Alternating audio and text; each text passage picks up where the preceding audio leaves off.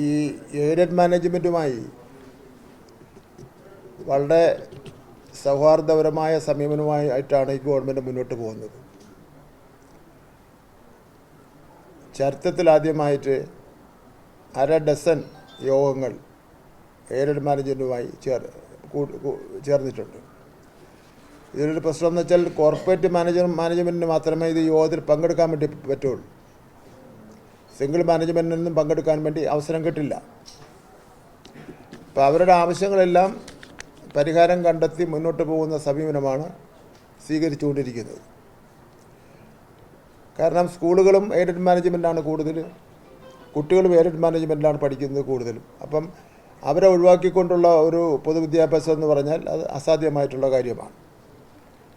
എന്നാൽ പക്ഷേ വികസനം നടത്തിക്കൊണ്ട് പ്രവർത്തിക്കാൻ നമുക്ക് അനുവദിക്കാനും കഴിയില്ല.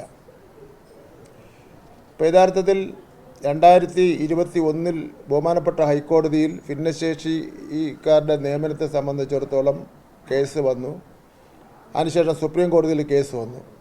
ഈ 2 കേസുകളിലും അവരുടെ ഭാഗം വ്യക്തമാക്കാൻ അവർക്ക് സാധിച്ചിട്ടില്ല. അങ്ങനെയാണ് വിധി വരുന്നത്. അപ്പോൾ തങ്ങളുടെ ഭാഗം കോടതിയിൽ ചെന്ന് സമയത്തിന് കൃത്യമായി വ്യക്തമാക്കുന്നതിന് വേണ്ടി കഴിയാത്തതിൻ്റെ അടിസ്ഥാനത്തിൽ കോടതി വിധി വന്നപ്പോൾ അതിൻ്റെ കുറ്റം ഗവൺമെൻറ്റിൻ്റെ മേൽ പഴിയാറുന്നത് ഒട്ടും ശരിയല്ല. ഗവൺമെൻറ്റിൻ്റെ ഉത്തരവാദിയല്ല. എയ്ഡഡ് മാനേജ്മെൻറ്റിന് വേണ്ടി കോടതിയിൽ ചെന്ന് ഗവൺമെൻറ് വാദിക്കേണ്ട കാര്യമില്ലല്ലോ. അപ്പം അതാണ് ഒരു കാര്യം.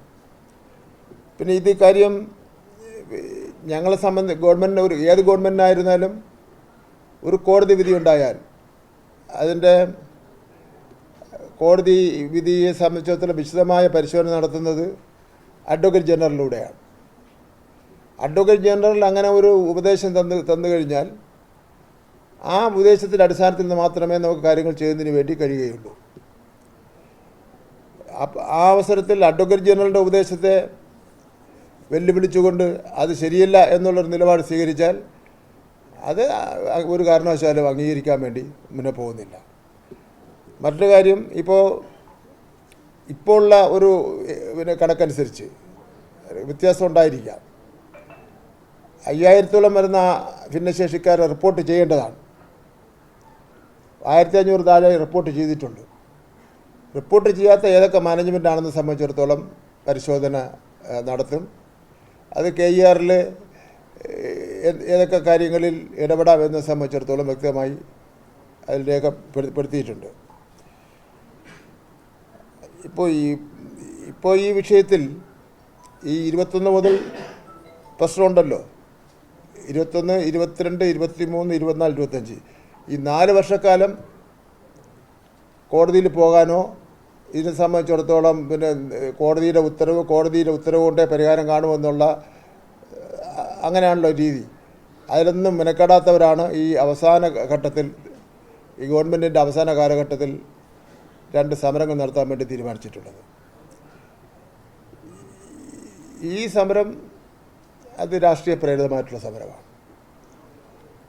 LDFന് വിരുദ്ധമായിട്ട് എക്കാലത്തും നിലപാട് സ്വീകരിച്ചിട്ടുള്ള കുറേ ആൾക്കാരാണ് സമരവുമായി രംഗത്ത് വന്നിരിക്കുന്നത്. അങ്ങനെ രാഷ്ട്രീയപരമായി ഈ വിഷയത്തെ കാണുന്നുണ്ടെങ്കിൽ അതിൻ്റെ മുന്നിലൊന്നും ഗവൺമെൻറ് കീഴടങ്ങുന്ന പ്രശ്നമേ ഇല്ല. അത് വച്ചിട്ടൊന്നും മതവും ജാതിയും പിന്നെ അതുപോലുള്ള കാര്യങ്ങൾ വച്ചിട്ടൊന്നും വിദ്യാഭ്യാസ രംഗത്തെ പരിഷ്കാരങ്ങളെ സംബന്ധിച്ചിടത്തോളം, വിദ്യാഭ്യാസ രംഗത്തുണ്ടാകുന്ന മാറ്റങ്ങളെ സംബന്ധിച്ചിടത്തോളം വിരട്ടാൻ നോക്കണ്ട. ചിലപ്പോൾ വിമോചന സമരം നടത്താനൊക്കെ അന്ന് സാധിച്ചെന്നിട്ടുണ്ടാവാം. അതിന്ന് പ്രയാസമാണെന്നുള്ള കാര്യത്തിൽ യാതൊരു സംശയവുമില്ല. എന്നാൽ സ്വകാര്യ മാനേജ്മെൻറ്റിൻ്റെ സാധാരണഗതിയിലുള്ള നിയമങ്ങളും